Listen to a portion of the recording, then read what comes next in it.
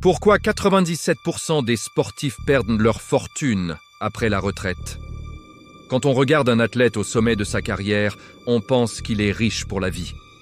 Contrat de plusieurs millions, voiture de luxe, maison gigantesque, voyage en jet privé. On se dit, même s'il ne travaille plus, cet argent doit suffire pour 10 vies. Mais la réalité est brutale. Quelques années après la retraite, beaucoup sont ruinés. Certains vendent leur maison. D'autres déclarent de faillite. Certains doivent même recommencer à zéro. Comment est-ce possible? Prenons l'exemple de Mike Tyson. À son apogée, il avait gagné plus de 400 millions de dollars dans sa carrière. Et pourtant, il s'est retrouvé en faillite. Ou encore Allen Iverson, l'une des plus grandes stars de la NBA. Il avait gagné plus de 200 millions de dollars. Mais pendant des années, il a eu de graves problèmes financiers. Alors la vraie question est, pourquoi ça arrive à autant de sportifs? Voici les raisons que personne n'explique vraiment. 1. Ils gagnent beaucoup, mais pendant très peu de temps.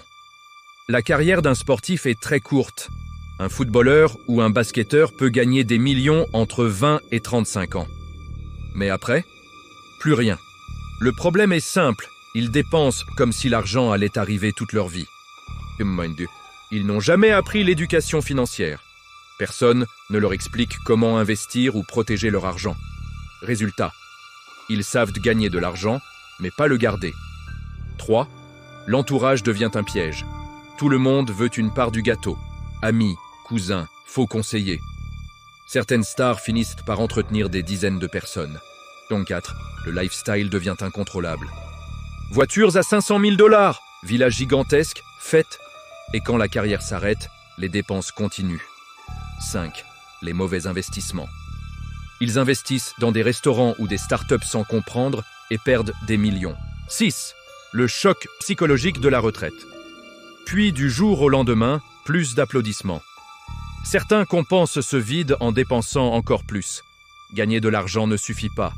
Ce qui compte vraiment, c'est savoir le gérer, l'investir et le multiplier. La richesse ne dépend pas de combien tu gagnes, mais de combien tu gardes et fais grandir.